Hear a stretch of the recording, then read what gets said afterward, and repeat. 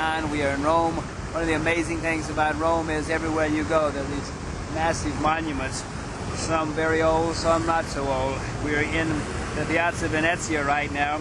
This huge monument which we're looking at, or which you're part of, is the Vittoriano, which was a huge memorial. It's actually from the late 19th century, and it was to honor the first king of United Italy, Victor Emmanuel.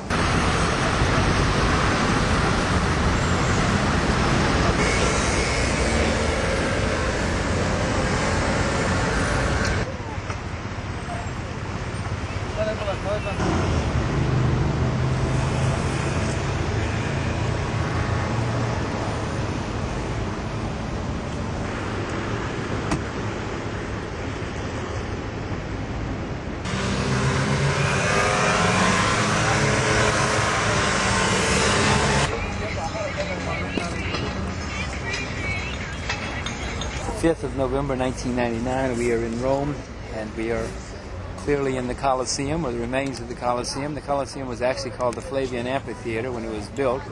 It's, as you can see, it is an amphitheater. It became known as the Colosseum later because it was so huge. They had all sorts of games, races, sporting events, slaughters, battles, gladiators against gladiators, gladiators against animals. They punished people here. It's apparently quite a work of engineering, because there were, as you can see, these catacombs. Well, they're not catacombs, but they're under foundations, and these foundations had a roof on them, or a floor, where the events actually took place. And underneath here, they had trapdoors to let animals or people out. They stored things here. This was all part of the plan for entertaining people in Rome, and or punishing people in Rome. At one time, they even had silk that covered the top. They figured out a way to cover, the sailors actually figured it out, so that they could cover the amphitheater when need be, to keep out the rain or the sun or whatever it happened to be. Hello, cheaper than Kmart.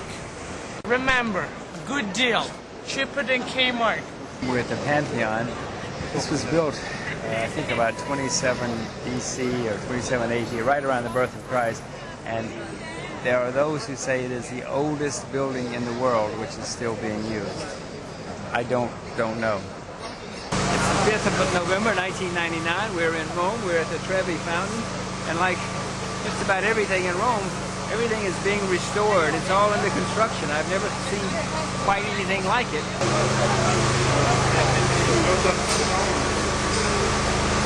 Today's the 4th of November 1999. We continue to explore Rome. These are the Spanish Steps, so named because in the 17th century the Spanish embassy occupied this piazza, the Piazza di Spagna, and in the 18th century the steps were constructed and they are known as the Spanish Steps. And if I'm not mistaken, Bernini was the architect of the fountain that sits at the bottom of the Spanish Steps.